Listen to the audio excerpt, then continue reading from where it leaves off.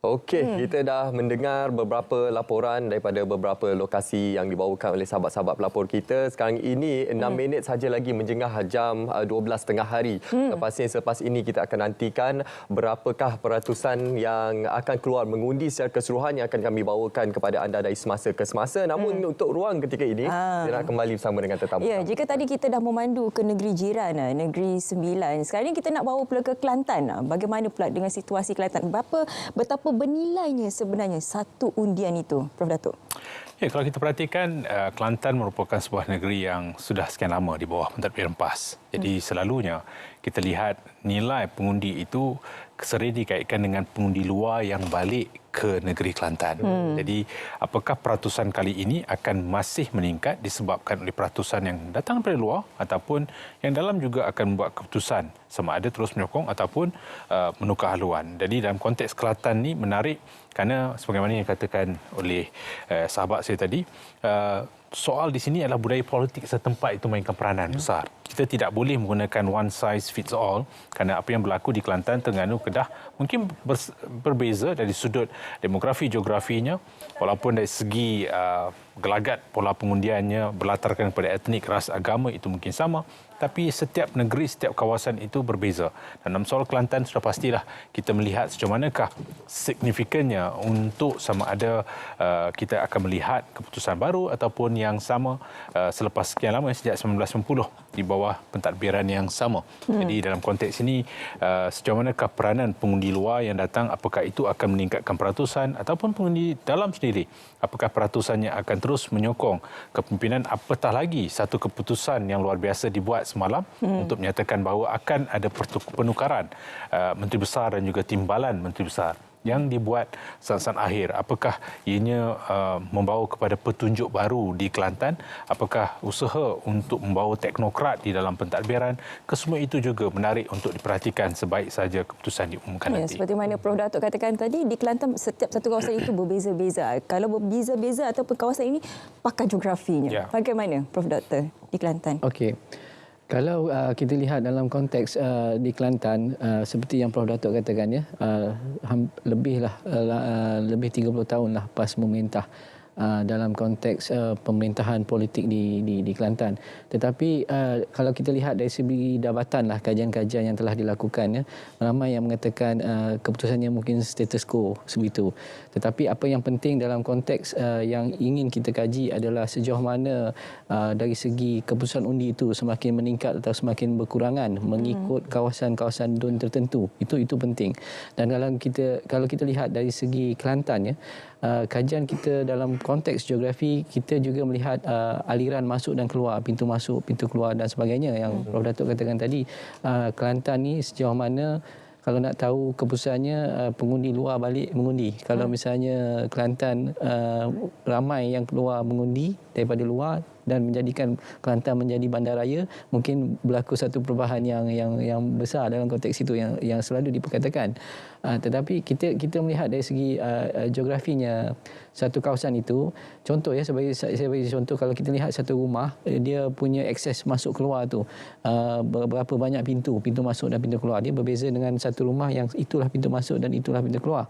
Dan dari segi entrance ke Kelantan, kita dapat lihat pintu masuk ke Gua Musang di belah Terengganu, dan satu lagi from timur barat ke timur, from Penang, ya.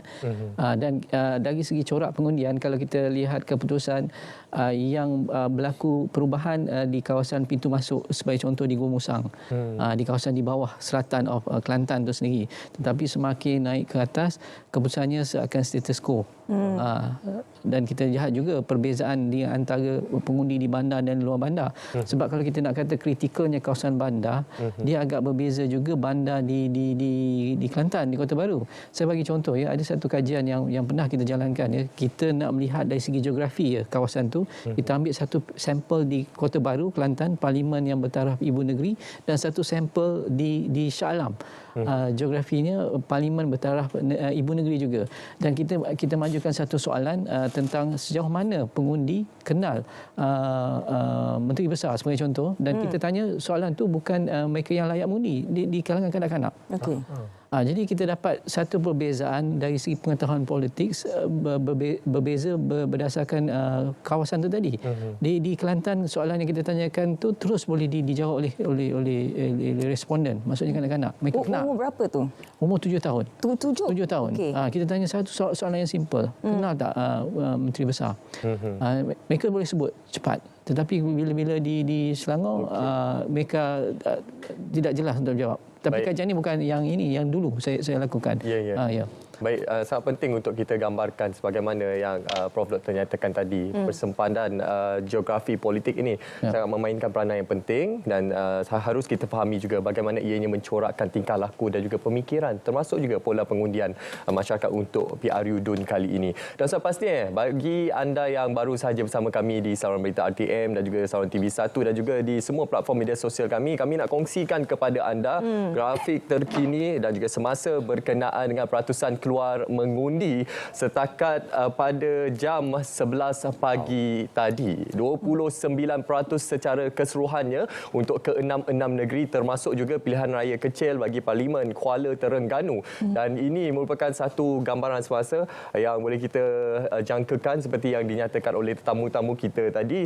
Setiap jam akan meningkat 10%, 10% dan kita harapkan ianya akan terus meningkat dan mencapai sasaran seperti yang ditetapkan.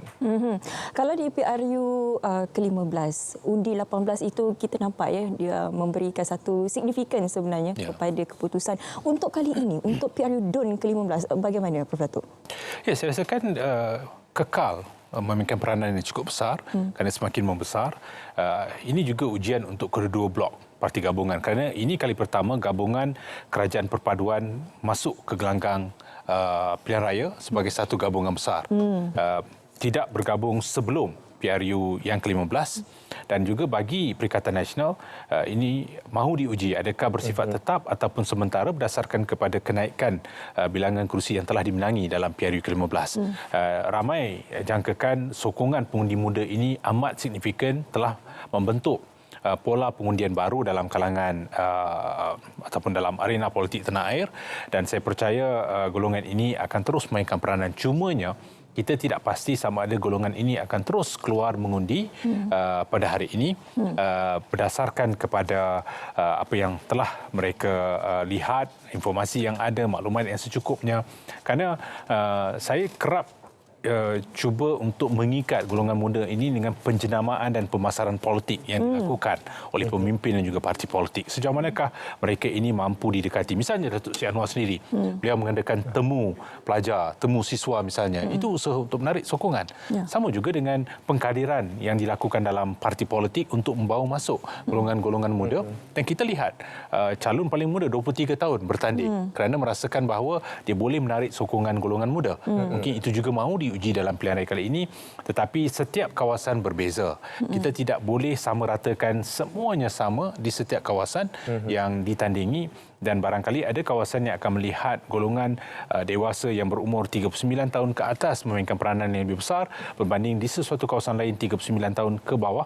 Tapi undi 18 hingga ke 20 bagi saya tetap penting, relevan, tidak boleh kita pinggirkan sebab itu literasi politik dalam kalangan golongan ini perlu dipertingkatkan dari berumur 13 tahun supaya 5 tahun diberikan pendedahan, bila sampai pada 18 tahun mereka tahu apa yang perlu dilakukan, apakah bentuk sistem struktur yang ada kerana sewaktu sebelum PRU ke-15 saya pergi ke beberapa kawasan untuk memberikan penerangan tentang undi 18, ada yang tidak tahu bagaimana pendaftaran dilakukan. Mereka boleh mendaftar mengikut kawasan yang sedang didiami dihuni ataupun berdasarkan kepada alamat di dalam kad pengenalan. Apakah mereka perlu balik? Semua itu perlu diambil kira. Macam saya bekerja di Pulau Pinang, tapi saya tidak mengundi di Pulau Pinang. Saya mengundi di Tanjung Malim, Perak. Tapi ada yang bertanggapan seolah-olah bekerja di suatu kawasan itu boleh mengundi di situ. Dia pergi pagi ke situ.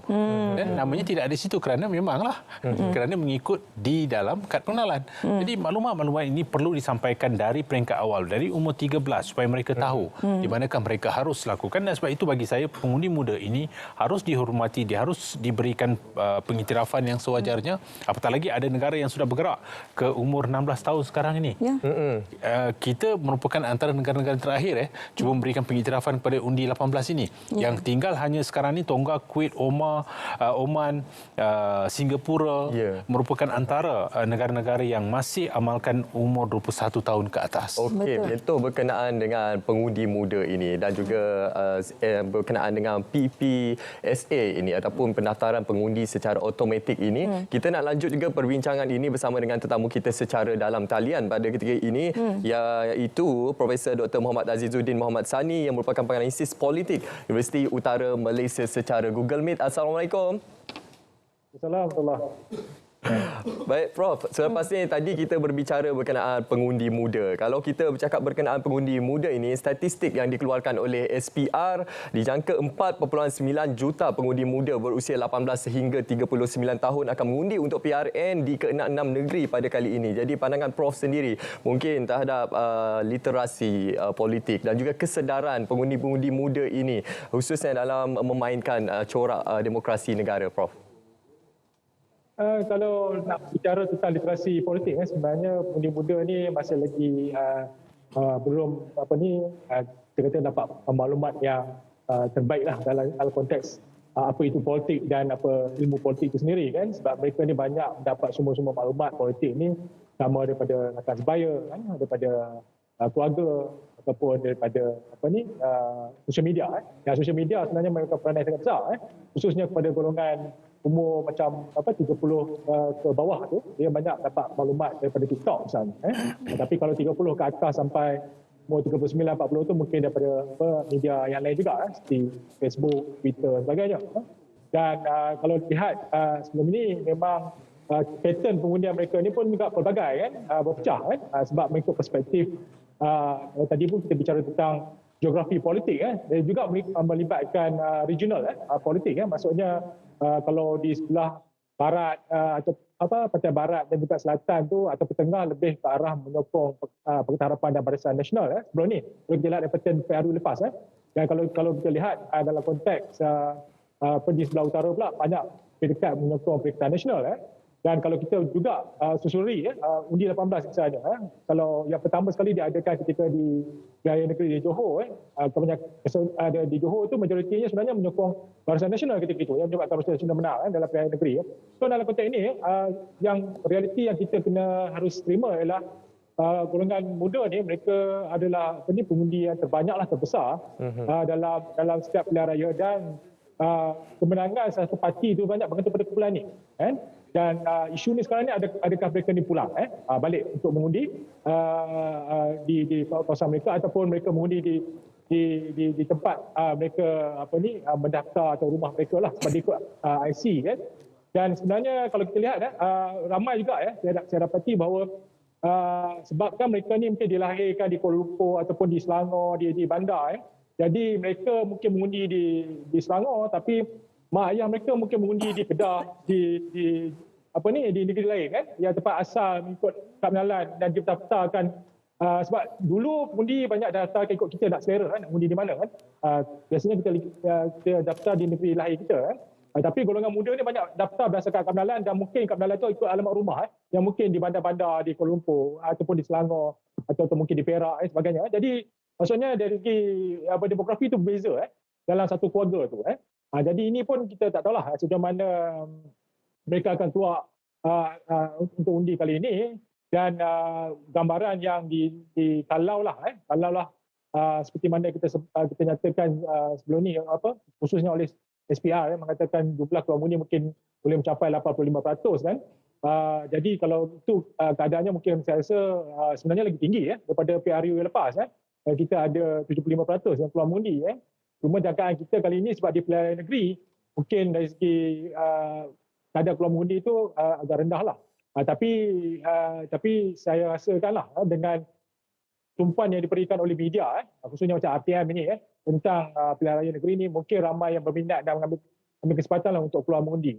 Jadi balik pada persoalan literasi politik ini saya rasa perlulah selepas PRN ini saya rasa perlulah difikirkan oleh pihak kerajaan dan juga semua pihak lah untuk melaksanakan satu bentuk pendidikan politik yang lebih official lah, lebih rasmi supaya pendedahan itu bukan saja melalui media sosial, maksudnya melalui pendidikan tidak langsung atau indirect education tapi perlulah melalui direct education misalnya di dekat sekolah macam dulu-dululah kita pernah ada mata pelajaran tata rakyat dulu jadi sekarang tak ada jadi mungkin boleh dikenalkan semula lah untuk literasi politik yang lebih baik untuk warga muda lah pada masa akan datang. Okey, kalau tadi Prof Datuk Dr. ada menyentuh mengenai program seperti Temu Anwar, itu adalah merupakan satu publicity yang baik sebenarnya. Tapi itulah, di negeri Kedah ini juga tidak kurang hebatnya dengan publicity.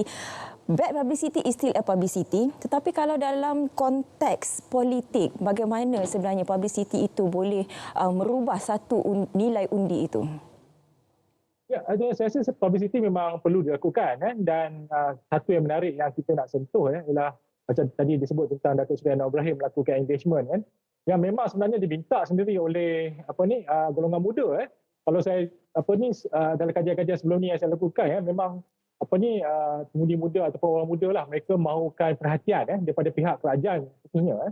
Jadi kalau sama ada publicity ataupun engagement itu ataupun interaksi secara langsung tu antara pemimpin dengan pengundi muda sama ada secara online ke ataupun secara offline ataupun secara bersemuka, memanglah cara bersemuka tu lebih efektif sebenarnya dan itu sebenarnya dilakukan oleh Datuk Seri Anwar Ibrahim bertemu masuk universiti, pergi ke sekolah dan baru ni ada di berkelasi di Pulau Pinang pergi dan engagement ni sebenarnya dia menarik perhatian pengundi muda melihat bahawa Perdana Menteri sanggup turun ke level itulah dengan tanpa protokol, boleh bertemu mereka dan mengambil pandangan daripada mereka dan mungkin membuat undang-undang ataupun peraturan ataupun dasar berdasarkan pandangan mereka itu. Ini yang disukai sebenarnya oleh golongan muda yang saya lihat.